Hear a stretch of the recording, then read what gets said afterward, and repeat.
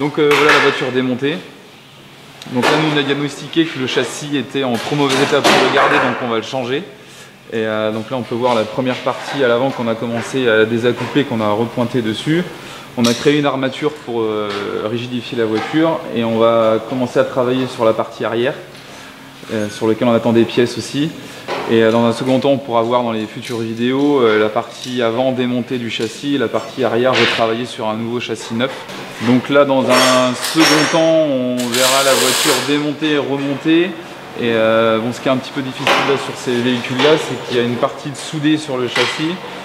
Donc là, on a déjà commencé, on peut voir le travail à l'arrière des passages de roue qui ont été ajustés. Donc là sur le produit là, c'est à peu près tout ce qu'on va pouvoir voir. Donc si on veut vraiment se rendre compte ce sur quoi on va aller dans un second temps, on en a une deuxième à côté. Donc là on va pouvoir voir les éléments de carrosserie qui sont montés dessus et qui sont commencés à être ajustés. Donc là on voit c'est la même voiture avec les éléments de montée dessus. Donc on a toute la partie du masque avant qui est déjà prémontée sur la coque. Donc cette partie là est en aluminium et les ailes sont en acier. Et donc là Arnaud est en train de travailler sur l'ajustage de tous ces éléments là. Ici on a changé les ailes-caisses latéraux intérieurs et extérieurs. On a aussi retravaillé les ailes à l'arrière et tout le fond de coffre aussi à l'arrière. On peut voir tout l'ajustage qui est en cours. Et on a retravaillé tout l'ajustage des éléments démontables et fixes sur la voiture. Donc là on peut voir la rigidification du travail qui a été fait. On voit l'ajustage dans un second temps ici à l'arrière aussi. On peut voir le travail d'ajustage et de préposage de tout ce qui est fixe et toutes les mesures qu'on doit prendre pour réaligner après tous ces éléments de carrosserie là. Donc dans le schématique de ce qu'on va faire sur ce projet ici de la VJ8, on le retrouve dans un second temps aussi ici.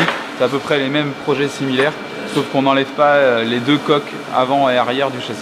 Donc là typiquement on voit la portière de la voiture qui est dans un assez mauvais état.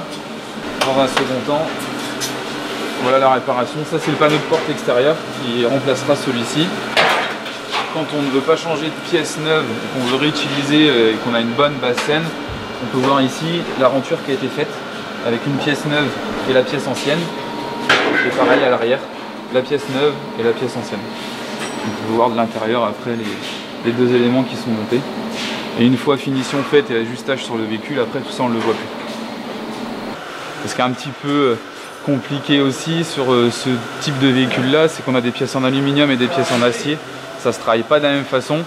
Et il faut vraiment là, vraiment du personnel qualifié. On a la chance d'avoir un super taulier et aussi avoir vraiment le matériel adéquat pour ça. Ce qui nous fait être vraiment plus performant, gagner du temps et avoir vraiment des finitions plus intéressantes. Donc ça c'est la partie qui vient à l'arrière de la voiture.